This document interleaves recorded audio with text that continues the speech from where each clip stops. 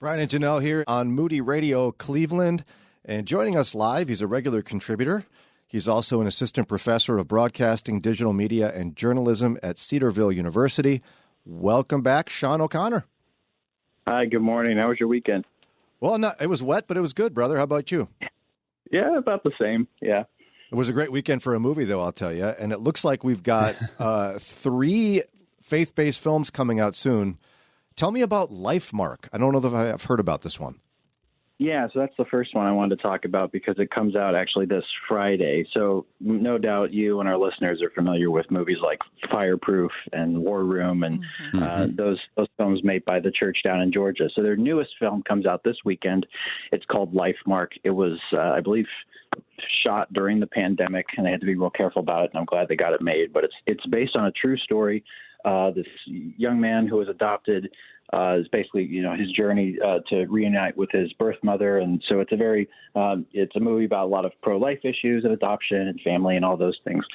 And the unique thing about it, one of the unique things about it is that because of the subject matter, the studios that usually work with those filmmakers to release their movies in a lot of theaters over a longer period of time, they were hesitant about releasing a explicitly pro-life film, unfortunately. Really? And so what happened was the studios or the filmmakers partnered with this company called Fathom Events. Fathom Events is a company that sometimes if you go to the theater, you'll see commercials for like concerts and re-releases of old movies that are usually in theaters for only like a few days or a week at a time.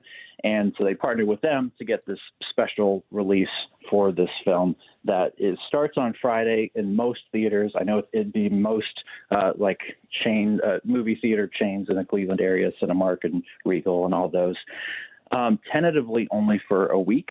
So that's the unique thing about it is that, depending on how it's scheduled right now, it's only going to be in theaters a week. But I'm looking forward to seeing it this weekend, and I hope listeners are too.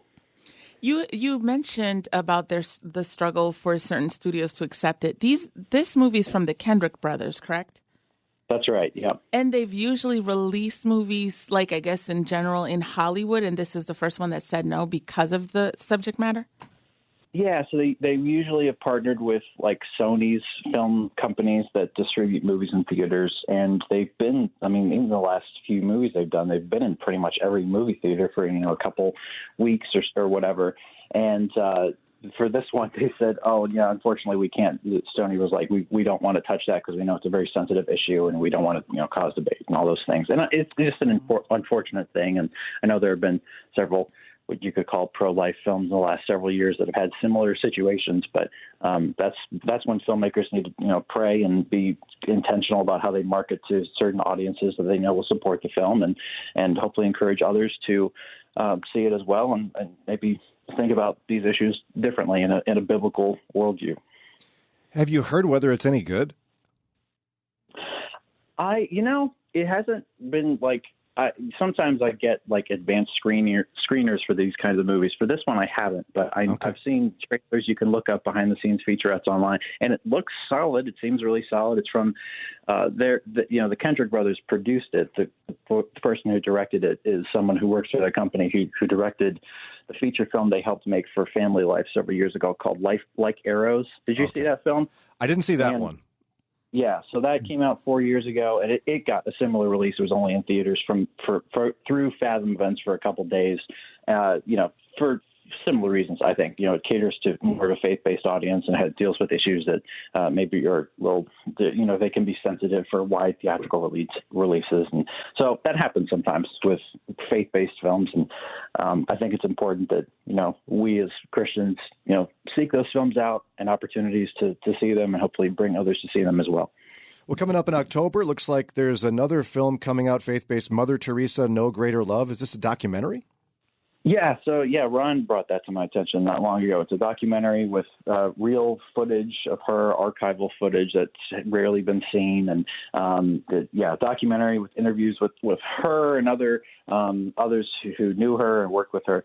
That no doubt would be of interest to some of our listeners. I know in December there's a documentary about Johnny Cash and like the spiritual journey of his life that's made by the same filmmakers who did like the I Can Only Imagine movie several years ago and the Jeremy Camp movie, I Still Believe. So they edited this documentary together, and that comes out, I think, in December. But both of those films, again, are only in theaters for like a couple of days. I think Mother Teresa, No Greater Love is what it's called. It comes out for like 2 days at the beginning of October, and then the Johnny Cash documentary is 3 days at the beginning of December.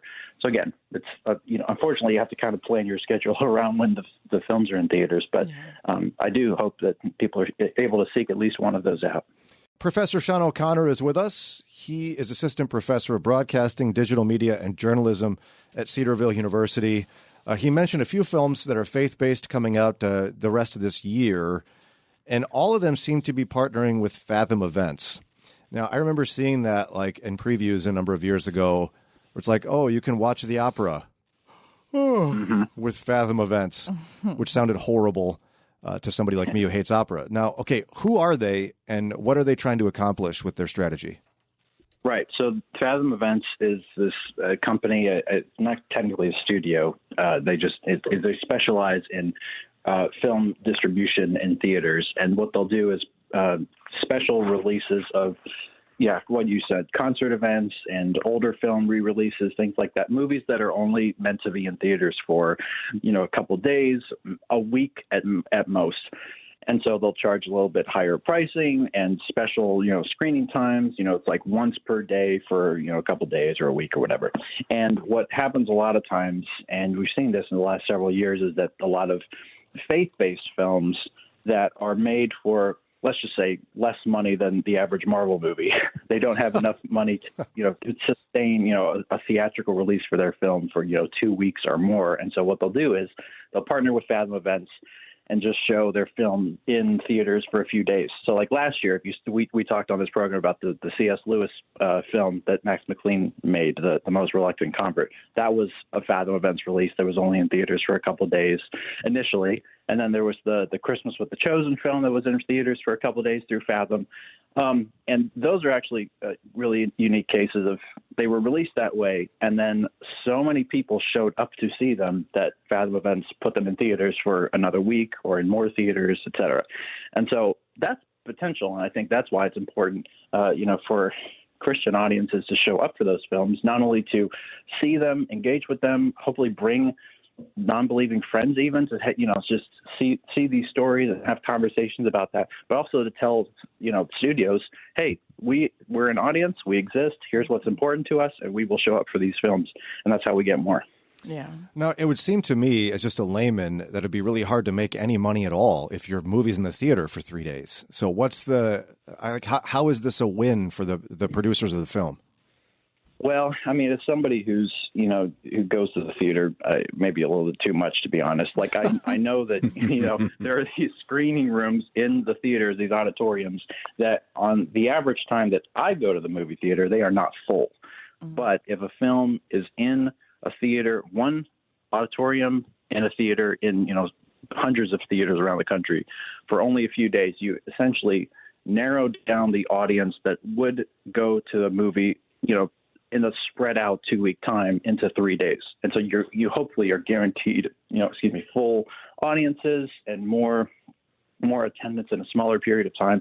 And, because of the nature of, 3 day releases, they're not spending as much money to keep movies in theaters or market them for a long period of time. And, all those things cost money. And unfortunately, that's just not something that a lot of us have. And so that's why you see these pop up a lot of times. Are you seeing this as a good move for faith-based films to transition to using Fathom as opposed to a wide theatrical release? I mean, I guess it depends on just the film and the quality of the film and how people respond to it. Because I know, for instance, that the Kendrick brothers' previous film, I think it was 7 years ago this weekend, War Room was the #1 grossing movie in the United States. So people were really showing up for that film, and it was getting, a wide theatrical release, and it was in most regions. And I remember seeing it, in the Cleveland area a couple times. But not every film gets that because maybe they can't afford the marketing, or frankly, they don't have as many films as the filmmakers like the Kendrick brothers. And so they're not as well known. And so they end up losing money in the long run by having what we consider a normal time in the theater and marketing and all those things. And so I've been seeing that a lot more commonly in the last, 7 years, faith-based films, or even, I think the first one I saw was a documentary that Focus on the Family made called The Dropbox, that was in theaters for, a couple of days at the beginning of 2015. And that those auditoriums were full because they narrowed their audience, and they were like, we're going to be in theaters for 2 nights only. Come see it. And they did. So what's your recommendation for followers of Christ who want to be supportive of this unique strategy to release films in just this short spurt? How can we truly support the filmmakers?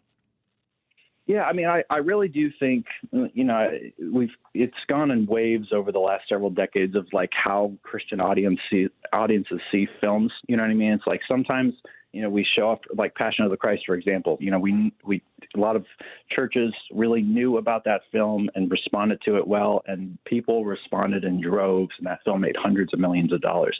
In the last 20 years, every once in a while something like that will happen, but not nearly on that scale. And I do think who loves film and is studying it or has studied it and is teaching it to students, and we're doing it in different capacities. It's an important tool for ministry, I believe, to use visual storytelling to demonstrate the gospel and God's love and stories of redemption and things like that. And so not only making them is important, but responding and supporting others who are doing it, even if sometimes we don't get it right, because a lot of times we don't, because it's just hard to make a Christian film for a number of reasons. But I think it's important that we, support those films, use them as an opportunity to, bring, you could bring groups from church, small groups, even, again, non-believing friends who maybe wouldn't be as interested in coming to a church to hear a sermon, but they could go to a movie theater to watch a film and see a story play out on screen. That can be an opportunity to, show someone a film and then engage with them afterwards and continue to build a relationship that honors the Lord and points that person towards Him and towards the gospel. Now, I can't resist mentioning here before we say goodbye that the Johnny Cash documentary that's coming out in December has a Cedarville connection, if I'm not mistaken. Is that right? It does. So that, again, the film was made through Kingdom Story Company. They did the films I Can Only Imagine and I Still Believe over the last several years. And they do documentaries as well. And this Johnny Cash documentary they're working on has been edited by a Cedarville graduate of our program, which is called Parker Adams is his name. And he and I have connected a few times, and we're really proud of him and glad to see, Cedarville students contributing to films like that and throughout the industry. And I hope to see much more of that in the years to follow. Yeah, parents want to hear that when their kid goes to a school for a degree and they graduate, they actually get work in that field. Yeah. Oh, yeah. So that's a good thing to hear. Again, Professor Sean O'Connor, Assistant Professor of Broadcasting, Digital Media, and Journalism. You can see one of the students from Cedarville University in that program, again, is the editor of that Johnny Cash documentary coming out in December. For more information about the program that Professor O'Connor is a part of or other programs they offer, go to cedarville.edu. Again, that's cedarville.edu. Thanks again, Professor. Love having you on the show, my friend. Thank you so much.